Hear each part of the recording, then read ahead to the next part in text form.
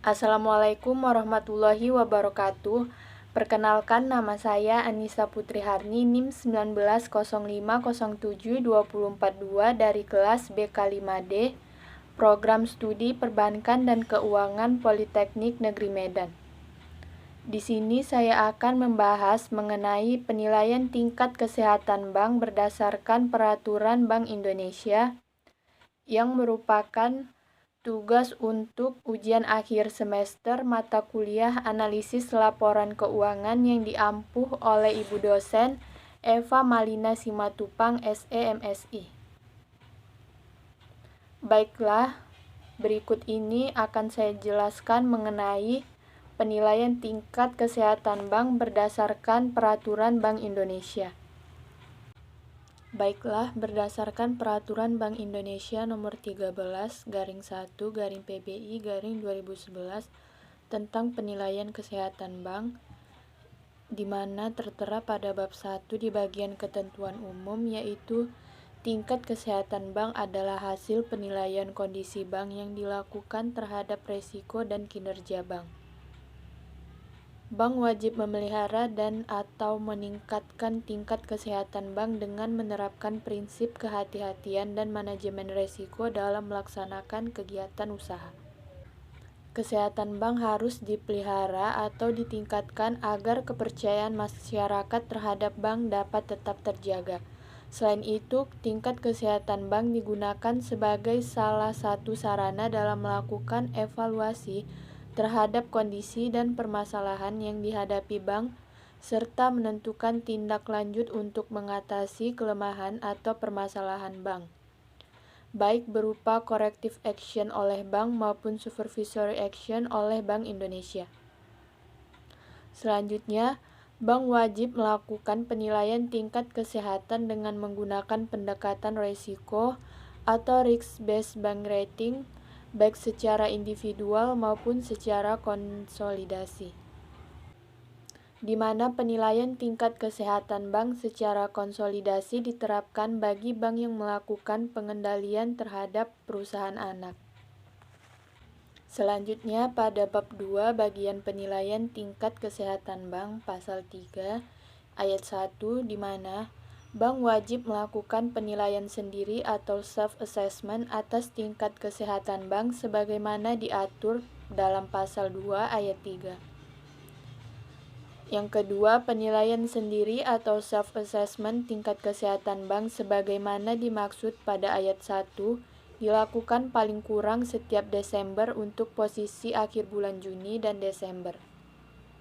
Selanjutnya, bank wajib melakukan pengkinian self-assessment tingkat kesehatan bank sewaktu-waktu apabila diperlukan. Dan yang keempat, hasil self-assessment tingkat kesehatan bank sebagaimana dimaksud pada ayat 2 dan ayat 3 yang telah mendapat persetujuan dari Dewan Direksi wajib disampaikan kepada Dewan Komisaris. Selanjutnya, bank wajib menyampaikan hasil self-assessment tingkat kesehatan bank sebagaimana dimaksud pada ayat 4 kepada Bank Indonesia sebagai berikut. Yang pertama, untuk penilaian tingkat kesehatan bank secara individual, paling lambat pada tanggal 31 Juli untuk penilaian tingkat kesehatan bank posisi akhir bulan Juni. Dan tanggal 31 Januari untuk penilaian tingkat kesehatan bank posisi akhir bulan Desember. Dan selanjutnya, untuk penilaian tingkat kesehatan bank secara konsolidasi, paling lambat pada tanggal 15 Agustus untuk penilaian tingkat kesehatan bank posisi akhir bulan Juni, dan tanggal 15 Februari untuk penilaian tingkat kesehatan bank posisi akhir bulan Desember.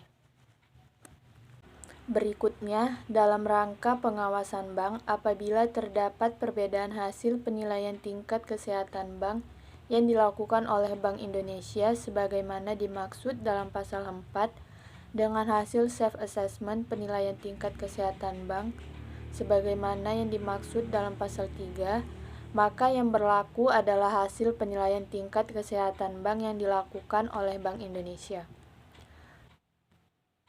Selanjutnya, bab 3 mengenai mekanisme penilaian tingkat kesehatan bank secara individual. Bank wajib melakukan penilaian tingkat kesehatan bank secara individual dengan menggunakan pendekatan resiko atau risk-based bank rating sebagaimana dimaksud dalam pasal 2 ayat 3 dengan cakupan penilaian terhadap faktor-faktor sebagai berikut, yaitu yang pertama, profil resiko atau risk profile. Nah, penilaian faktor profil resiko merupakan penilaian terhadap resiko inheren dan kualitas penerapan manajemen resiko dalam aktivitas operasional bank. Resiko yang wajib dinilai terdiri atas 8 jenis resiko, yaitu yang pertama ada resiko kredit, yang kedua ada resiko pasar, yang ketiga ada resiko operasional, yang keempat ada resiko likuiditas, yang kelima ada resiko hukum, yang keenam ada resiko strategik, yang ketujuh ada resiko kepatuhan, dan yang terakhir ada resiko reputasi. Di mana dalam menilai profil resiko, bank wajib pula memperhatikan cakupan penerapan manajemen resiko yang sebagaimana diatur dalam ketentuan Bank Indonesia mengenai penerapan manajemen resiko bagi bank umum. Dan yang kedua adalah Good Corporate Governance atau GCG, di mana penilaian faktor GCG merupakan penilaian terhadap kualitas manajemen bank atas pelaksanaan prinsip-prinsip GCG.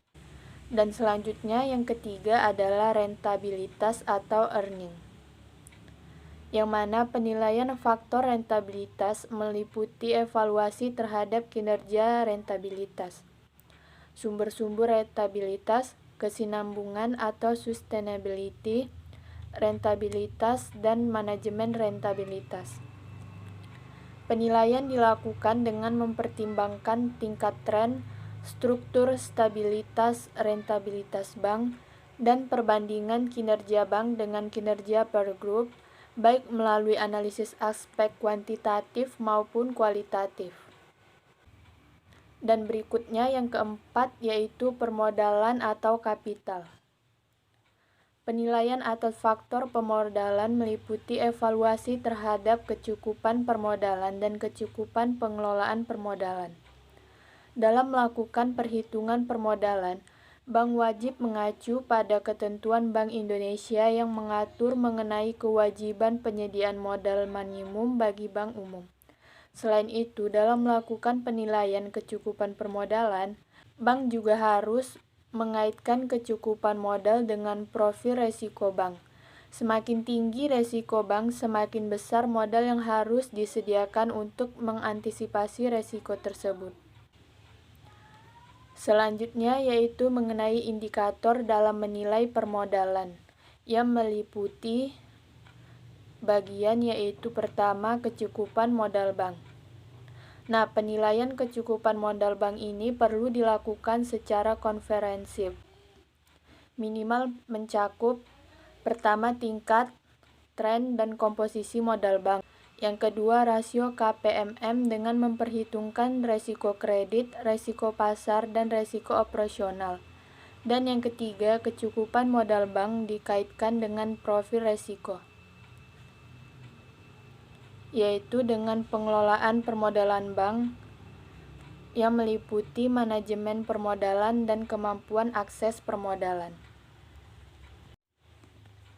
Selanjutnya adalah pada bab 4 yang membahas mengenai mekanisme penilaian tingkat kesehatan bank secara konsolidasi. Pada pasal 11 ayat 1 disebutkan bahwa bank wajib melakukan penilaian tingkat kesehatan bank secara konsolidasi dengan menggunakan pendekatan resiko yaitu risk-based bank rating sebagaimana dimaksud dalam pasal 2 ayat 3 dengan cakupan penilaian terhadap faktor-faktor sebagai berikut. Yang pertama, profil resiko atau risk profile, di mana penetapan peringkat faktor profil resiko bank secara konsolidasi dilakukan dengan memperhatikan yang pertama, signifikansi atau materialistis pangsa perusahaan anak terhadap bank secara konsolidasi. Dan yang kedua, permasalahan perusahaan anak yang berpengaruh secara signifikan terhadap profil resiko bank secara konsolidasi. Selanjutnya yang kedua yaitu Good Corporate Governance atau GCG, di mana penetapan peringkat faktor GCG secara konsolidasi dilakukan dengan memperhatikan beberapa faktor berikut, yaitu yang pertama, signifikansi atau materialistis pangsa perusahaan anak terhadap bank secara konsolidasi, dan yang kedua, permasalahan terkait dengan pelaksanaan prinsip-prinsip GCG pada perusahaan anak yang berpengaruh secara signifikan terhadap pelaksanaan prinsip-prinsip GCG.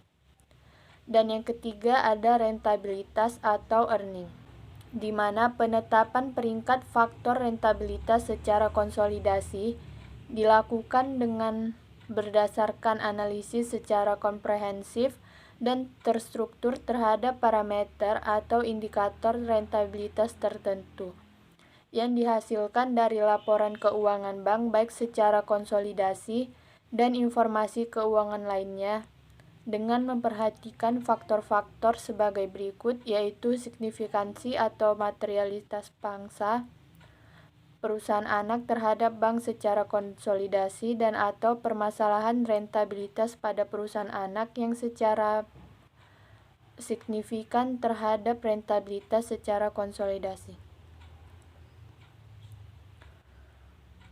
Permasalahan rentabilitas pada perusahaan anak yang berpengaruh secara signifikan terhadap rentabilitas secara konsolidasi. Dan yang terakhir yaitu yang keempat ada permodalan atau kapital. Nah, di mana dalam penetapan peringkat faktor pemodalan secara konsolidasi itu dilakukan berdasarkan analisis secara komprehensif dan terstruktur terhadap parameter atau indikator permodalan tertentu yang dihasilkan dari laporan keuangan.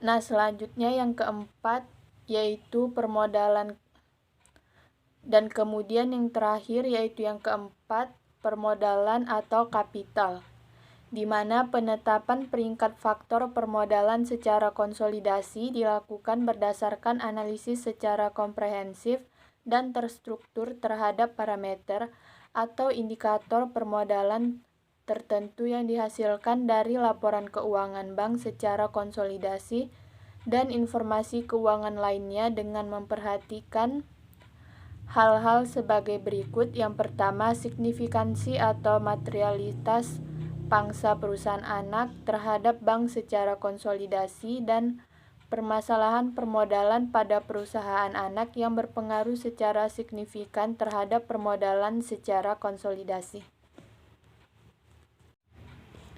Nah, baiklah, pada gambar di samping bisa dilihat mengenai perkembangan peraturan penilaian tingkat kesehatan bank perbankan Indonesia. Baiklah, demikian dari video presentasi yang bisa saya jelaskan. Lebih dan kurangnya mohon maaf. Terima kasih.